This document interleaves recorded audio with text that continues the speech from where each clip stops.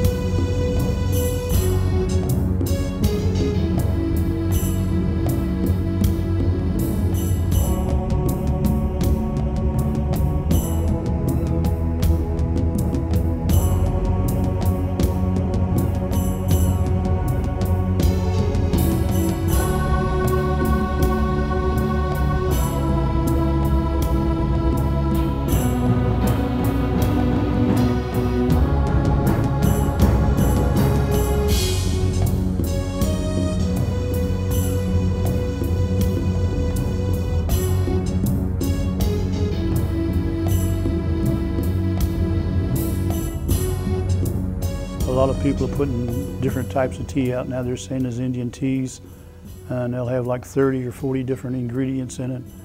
Once you go past what's supposed to be in it, then you change the chemical structure of what we make, and it no longer will work. You don't know, you may be making an arsenic. I was diagnosed with myeloma, which is a form of cancer that affects the blood supply to the kidney. That's where the problem ultimately rests, and I called you to see, just to tell you that I had this problem. And I told him I just want one or two words out of his mouth, and that was how long you had to live. And when he told me 3 months, maybe. Well, you came to Houston and lectured me about the necessity of staying with the tea. It was not long after that I was tested by the oncologist, and she congratulated herself on having cured me. She said, well, you're doing real good. The steroid treatment is helping you now. And I said, well, it's not just that. I said, I've been supplied with some tea. She said, well, do you realize that stuff could kill you? And my wife was sitting there and she says, well, so could chemotherapy. During the early 1960s, Dr. Charles A. Bruce ran a clinic in Massachusetts and was also a personal physician to the late John F. Kennedy. Jack was a good friend, all right. I didn't like his brother Teddy, but Teddy has one of the relatives that had cancer and they couldn't take care of him. I think it was Dr. Bosch was telling him he knew of a alternative medicine he could get. When they made it for him, he was already told that he was going to die, and he now, is still running around. So I guess he didn't die, it worked. I can pass on what I've learned. And as long as you pass it on, it's when a person clams up and keeps quiet is when things die.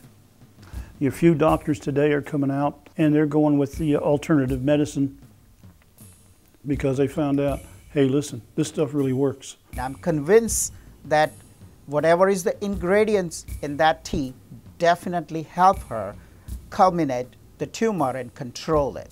She would have otherwise definitely been dead. At this very moment, President Bush is trying to push a thing through the courts, and they've been doing this for years, to make it illegal for my people to go out and gather the plants that we use for our medicines. If it's not covered by the Food and Drug Administration, they get a kickback off of it, then they don't want us to have it, and we'll keep gathering. They're going to lock this up. There's going to be battles fought. We're going to use our plants. Do the drug companies really want to find a cure for cancer and other diseases?